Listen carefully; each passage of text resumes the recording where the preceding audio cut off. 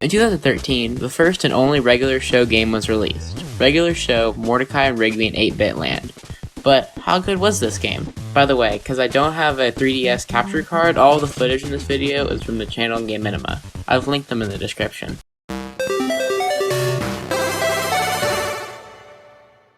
This game was developed by WayForward. You may know them as the creators of the Shantae series. They also made the DS Adventure Time game, which is very similar to this one.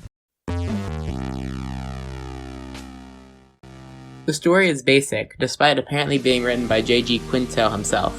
The entire story is just opening and closing cutscenes and only features 3 characters from the show.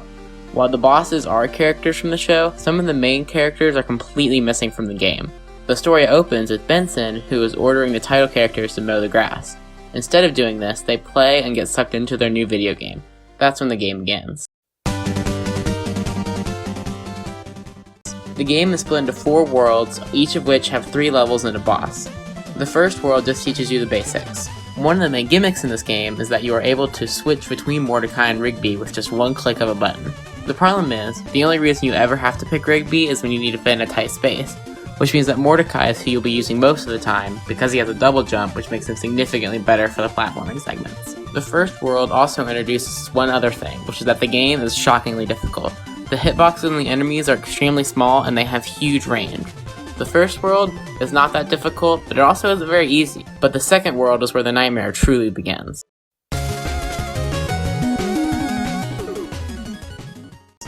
The second world has the hardest levels in the game for no reason. The gimmick in this world is the ability to turn into a spaceship. The problem is that the spaceship is extremely slippery and nearly impossible to turn around. The enemies seem to attack before you can even react, and you die and have to repeat the whole level. I'm going to quickly go over the collectibles. First, we have money. 100 gets you a life.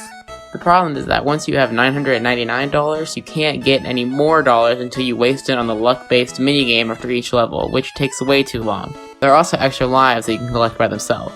You can also get fanny packs, which allow you to continue from a checkpoint if you run out of lives. The hidden collectibles are gold VHSs, which allow you to unlock extras within the game. There's only one kind of power-up in this game.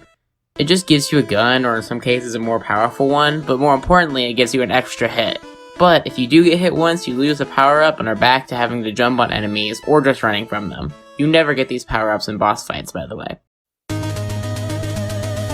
Back to World 3, things start to get better as the next gimmick is a top-down Rigby with a gun. These parts of the levels at the beginning are fine, but the levels are just way too long that to innovate, they just make more and more enemies. These levels are easier, but sometimes even the easiest enemies can trap you and you just die. The top-down levels are much better than the spaceship ones though.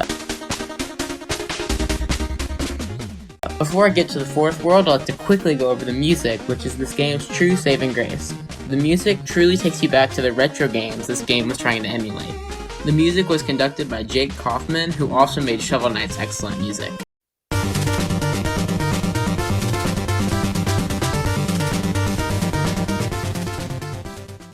I feel the last 3 levels of this game, which make up the 4th world, should have been what the whole game was in the first place. The game truly shines when you have to quickly switch between the 3 game modes. Also, World 4 has the most frequent checkpoints and is arguably the second easiest world right behind the first one. This almost ends the game well before the atrocity that is the final boss. The final boss is only 4 minutes long if done perfectly.